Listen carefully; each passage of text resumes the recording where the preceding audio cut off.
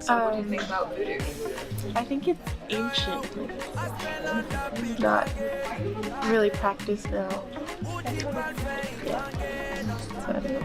That it came from Africa, and that some people in North America still practice it. Okay, I don't know much about voodoo other than like the whole voodoo doll thing. So when I think of voodoo, the first thing that comes into my head is a voodoo doll and like someone stabbing it, and then the person associated with the doll feels the pain or sensations that the doll is experiencing. Okay, so I think voodoo to be more of things people count as superstition, of what more people think are related to bad things. I've heard a lot about voodoo dolls and how some people would be very superstitious if they saw a black cat, or some people would use voodoo dolls as to scare other people. So voodoo, I've heard a lot in the Louisiana culture where, you know, people associate voodoo with magic spells, like a big cauldron. That's what I think of. You know, you're putting weird ingredients in and you're, you know, mixing it. So I even heard, I think voodoo they talked about in The Princess and the Frog, that movie, right? I think so. So that's why I think of Louisiana when I think voodoo, because of that recent movie. Yeah. I think like in movies a lot it's portrayed as like kind of dark magic, like the dolls, when people like pin it that it hurts the person that the doll is supposed to be made of. But I think there's supposed to be like a good side and like a bad side of it. But mostly it's portrayed as like bad. Alright, I just think it's just dolls like to curse people, basically. I think of black magic that puts a curse on people. Like American Horror Story.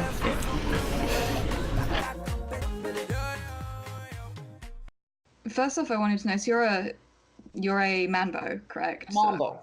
So a Mambo. Mambo, M-A-N-B-O, it means priestess in the Haitian Vodou religion, yes. So I'm a Mambo, what's called a Mambo Asogwe, A-S-O-G-W-E, which is the highest level of initiation.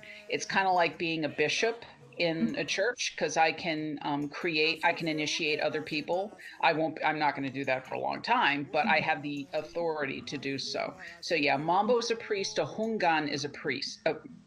Mambo's priestess, Hungan is priest. Okay.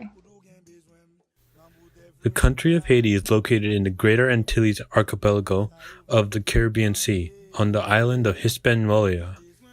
It has an estimated population of 10.8 million people, the second most populated country in the Caribbean. Haiti generally has a hot and humid tropical climate, with some variation due to altitude.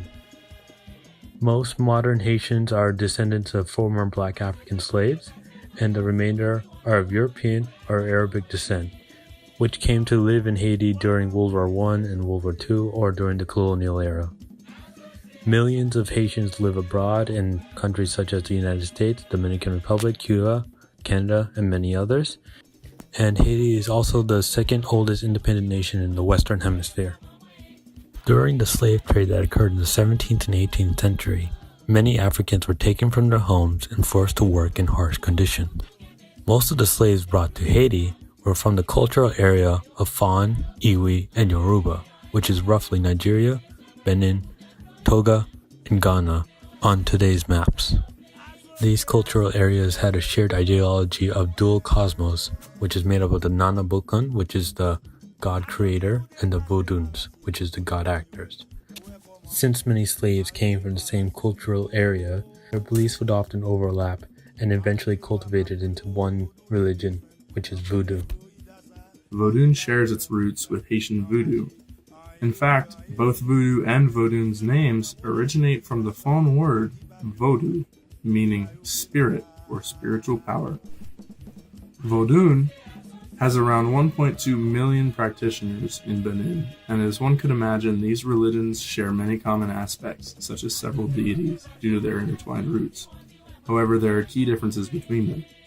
These religions essentially represent two different evolutionary paths of the spiritual beliefs of the indigenous people of the West African region. Those who were enslaved created their own religion as a method of survival in a new world, which was quickly suppressed by Catholic slave owners, leading to voodoo's syncretizing with Catholicism. Alternatively, the development of West African Vodou lacks the influence of this greater tradition. These religious practices also held another important function of strengthening the bonds between slaves, which created a united front that allowed them to resist in their own indirect ways, and eventually this resistance cultivated into an entire full-blown revolt. Religious leaders such as Bokman Tuti helped organize slaves into rebelling by using religious functions, which also served as a strategic meeting time for slaves to organize their revolt. It also helped empower slaves and keep them believing in their freedom rather than accepting their current situation. This culminated into their victory in 1804, where the slaves were able to free themselves from their masters and establish their own country. Today, many Haitians still practice voodoo today, and indeed has spread to other countries with their own variations of voodoo. However, official charts will often not see it as such because Haitians will often have no difference between voodoo and Catholicism because to them the two are basically the same thing. Divine and powerful, spirits called Loa provide the link between humans and divine. Each Loa is identified with and bound to one of the nations. Nations are classifications of variety, Loa, and rituals based on their origin. There are about 8 nations in Haitian Vodou: Rada, Petwo, Nago, Igbo, Wangol, Senegal, Guinea, and Congo. The largest and most inclusive ones are Rada, home of wise and benevolent spirits that accompanied slaves from Central Africa to the New World, and Petwo, the fierce spirits drawn from the Central Africa and creolized in Haiti, whose rites were born of the rage against the evil fate suffered by the Africans transported to the New World. Rada and Petwo, which although manifest differently, share many common elements. The Rada rites can be traced to Kingdom of Dahomey, Nigeria, Benin, and Togo. They are considered douce, sweet-tempered, while Petwo Loas are considered anme, bitter. Many of the Loa, however, exist endezo, which means they can be served in both Rada and Petwo ritual. Dancing plays a considerable role in Voodoo, a system of movements which brings people and Loa together in a progressive mutual relationship of knowledge and growth. The dances are accompanied by drums, which are the most sacred objects in the Voodoo rites. The intensity of the dancers and the energy that has to surge through them if the Iwa are to manifest is directly related to the abilities of the drummers to both lead and follow the pulse of the dance. It also requires a huge physical and emotional stamina. The making of drums is a ritual process involving various ceremonies of making it worthy of being the repository of Loas. The devotees often bow before the drum and the drummer. Offerings for the drum are made during the ceremony called Menger Tambor, or feeding the drum. The beat of the drum is accompanied by songs. The songs are repetitive and function as the chants to welcome the spirits. The possessions or the manifestations of Loa, also called the mounting of the Loa. This metaphor is drawn from the horse and its rider. Actions and behavior of the horse are the expression of the will of the rider, although this whole possession is invisible to the horse. Papa Legba, the link between the visible mortal and invisible immortal world, is a Rada spirit.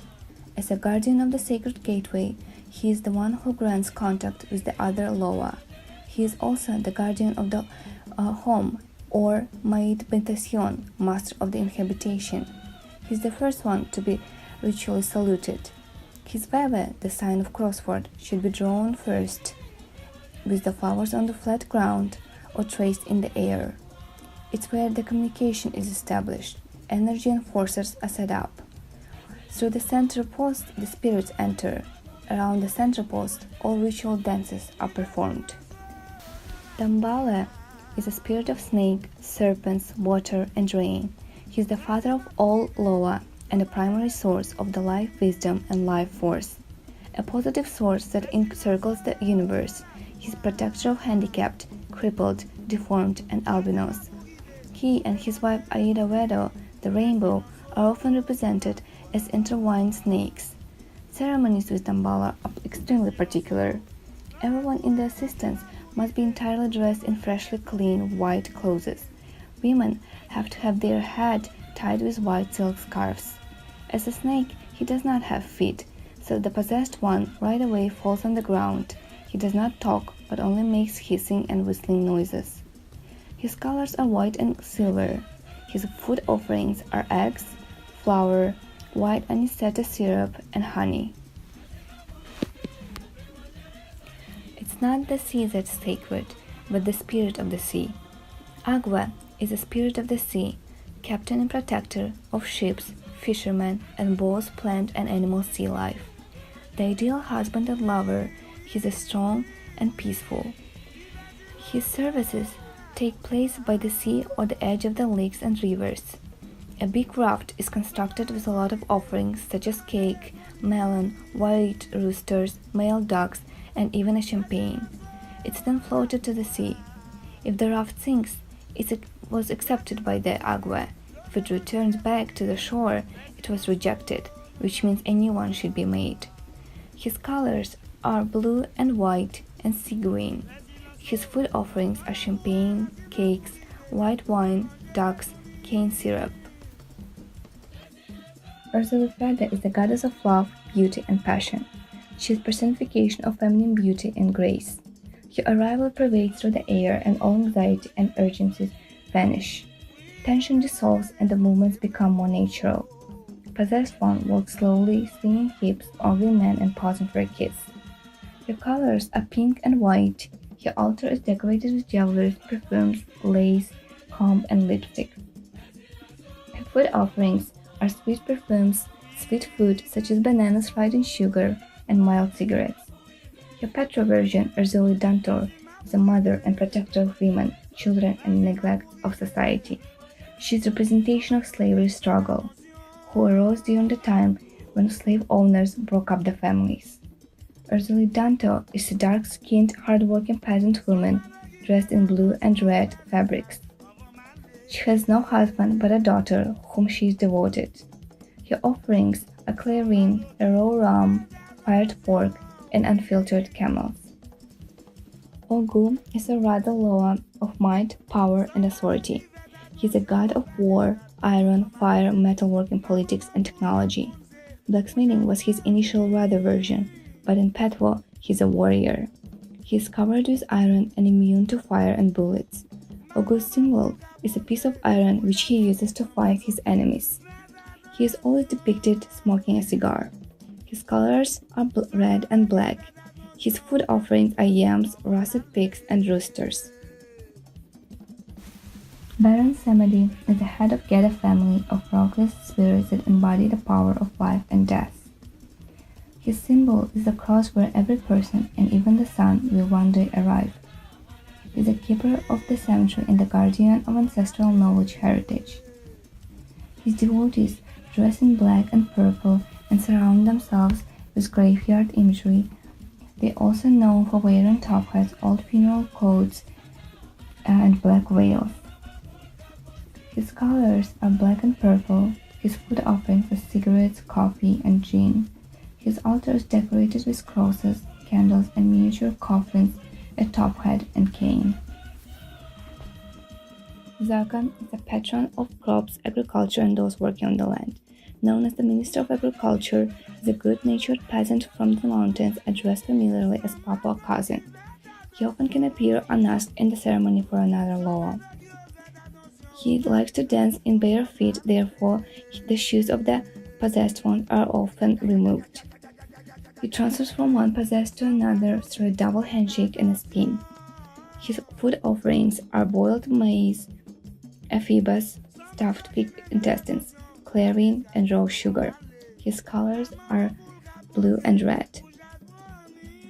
One of the main differences between Voodoo and Vodun is that many of the loas of the different nations within Voodoo are represented by a Roman Catholic saint. For example, Izili Danto, a female loa associated with vengeance, is represented commonly as the Black Madonna, the Polish patron saint. In Vodun, however, the loas maintain their original names and appearances. The structure of your house, you called it, you know, is it a seniority thing then? You know, whoever's been... So it's a lineage-based system. So really a societe is a family. Our mother, Mambo Maud Evans, is the head of the house. She inherited the house from her mother when her mother, Selide Bomambo, died. Maud took over. And she initiated all of us, so we're her children, her spiritual children. Mm-hmm. So it's like a family. And yeah, the brothers and sisters who initiated before you are your elders. Mm-hmm. So you can learn from them, but we all learn from each other. I mean, we all have different areas of specialty and things we're really good at, and we teach and help each other out. But mommy is the mother. She's the head of the house. So it is a hierarchy, but it's also, you know, it's like a web of relationships. We all, you know, none of us may see each other for a while because we're all busy living our own lives or living in different states. But when it's time to make a party happen, when it's time to serve the spirits, we all get together and we come together as a family. So it's a family structure with a bit of hierarchy thrown in. Yeah. West African Vodun is also more matriarchal than Voodoo. The priests are female, and the eldest mother is considered the head of the family. This is likely due to the supreme creator in Vodun, Mawu, being depicted as an elderly woman and a mother, whereas the creolized supreme god in Voodoo, Bondye, is depicted as a male and as a distant, unreachable figure. One may look at Vodun and say, this is what Voodoo would look like had slavery and Catholic influence not affected its development. When it comes to the greater traditions practiced worldwide, such as Christianity, Hinduism, and Islam, Haitian Voodoo does share some similarities in its practice and structure. Haitian Voodoo emphasizes the importance of a family loa that represents the temperament and fortune of the members of that family. This practice closely resembles the Catholic practice of acknowledging a familial patron saint, which likely explains why many loa are syncretized with the Roman Catholic saints. So, would you say is it Ogu who is the, is he the specific loa that you have a connection to, or are there others? He's the patron. He's kind of like the patron saint of our house. And the thing about Voodoo is that every person has spirits, but they may not all have the same spirits. Like someone may have Ogu walking with them, like in their spiritual court that's around them, but another person may not have Ogu. They may have Dambala, who's another spirit, and one else may have Izili, and you may and everybody has usually way more than one spirit walking with them. And just like people, they can come and go into your life. Voodoo also asserts the existence of a singular supreme deity who created the universe, much like God in Christianity and Allah in Islam. The familial structure and the purpose of the loas also in part resembles the pantheon of gods in Hinduism, in which each manifestation of spirits controls or is responsible for a different aspect of life or nature, and they are all related. These similarities that already existed between Catholicism and the practices brought to Haiti by the slaves made syncretism quite easy, which played a part in Voodoo's survival during the slave period. Despite this, Haitian Voodoo still differs in many ways from the greater traditions. For one, Voodoo asserts that the spirit of one's ancestors remain in the world after they die, whereas most greater traditions believe the afterlife to be one or more separate places that the spirit goes to after death, leaving the earth. Voodoo also asserts the duality of spirit. The life force within the body is split between two portions, one that controls the body and one that controls the mind. Christianity poses that the spirit within the body is part of the all-inclusive spirit that resides in all humans, known as the Holy Spirit. Within most of the greater religions, there exists different sects that practice the religion differently. Voodoo has different families or nations of different loa, such as the Rada and Petwo nations. However, each of these nations are contained under the larger umbrella of Voodoo, whereas sects of a different religion separate themselves definitively. It's almost, in Christianity you have, say, like, different sects that have very different opinions on things. So you can have from one house to another different ideals.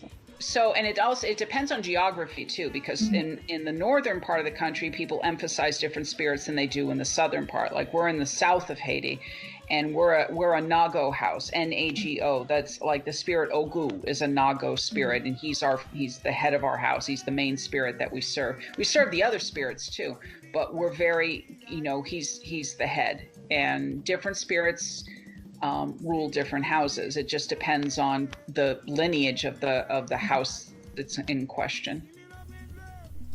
A major difference between voodoo and the greater traditions is that voodoo is an oral tradition, requiring initiation in order to learn the specifics of ritual and practice, unlike the larger traditions where ancient religious texts often rest at the center of their belief systems, and knowledge of the religion is often spread intentionally to encourage conversion. What was your initiation like?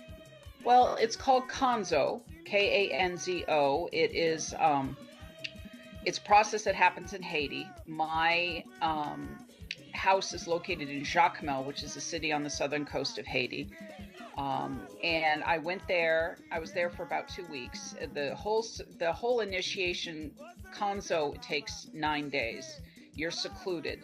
I can't really go into detail about too much about what happens because it's a secret process, but basically you're secluded for 9 days, and there are ceremonies and rituals done to you and for you. And if you make it all the way through, then you come out and you are kind of reborn as a priest or a priestess. Another contrasting feature is that the moral code of one practicing voodoo may be centered more around the taboos and practices specifically related to that person's family loa, rather than originating from a set code of tenets or texts. Because of this, voodoo is more concerned with the ways in which one's actions affect their family and community. This difference can be attributed to the way practitioners also view punishment and judgment. In Christianity, for example, the accumulation of one's sins after death are used to determine their destination in the afterlife, whereas voodoo operates on the principle that the loas of nature and the spirits of one's ancestors will judge a person throughout their life, inflicting punishment or reward continuously by intervening in the natural world. Essentially, this belief drives practitioners to adopt voodoo as a lifestyle that dictates their day-to-day actions. In my lineage, I am not allowed to curse someone preemptively. Like, I can't just think, oh, that person, I don't like that person, I'm going to curse them. I'm not allowed to do that. It's against my vows. Now, if someone hurts me, I can defend myself. If someone hurts someone I love or destroys my property or something like that, then I'm allowed to strike back at them. But I can't just preemptively curse. Now, not everybody has those same ethics. There are some people who will do cursing for hire. But it differs house to house. Religious practices within voodoo also differ heavily from most of the greater traditions.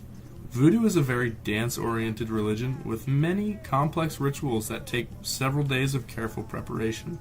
These rituals often involve offerings and sacrifice, and each loa has his or her preference for such. This is a practice not found in the greater traditions where prayer and going to worship are more commonplace. Religious idols and possession rituals also separate many of the lesser traditions from the greater ones, and voodoo is no exception. Likely due to its African roots, voodoo also contains a greater focus on women within the context of religious practice, and the egalitarian inclusion of female priests is another principle that contrasts the male-dominated leadership in the greater traditions. The misconceptions that we sacrifice humans, we don't do that. That we voodoo dolls, that we stick pins in dolls to torture people, we don't do that. That we torture animals, stuff like that. We do perform animal sacrifice, but it's not willy-nilly, because people think that we just curse innocent people. And that those are all Hollywood misconceptions. The voodoo dolls, that's kind of the quintessential thing that you picture. Is there any basis for that? So we do use dolls to heal. as we use them as targets. Like if we want to heal someone, we can take a doll and say, a little cloth doll, and say, okay, this is John Smith, and we're going to direct healing energy towards this doll. Haitian Voodoo is a religion that is largely misconstrued around the world for the sake of dramatization. However, this tradition has a rich and complex history built on hundreds of years of struggle and development. Although stereotypes and misinformation surround this practice, its unique aspects of spirituality and ritual make it a religion worth acknowledging and learning about. The diaspora of African root traditions forced by slavery has spawned several creolized and syncretic belief systems across the Caribbean, and Voodoo is a great example of how a religion founded in hardship can continue to unite and teach people in the present.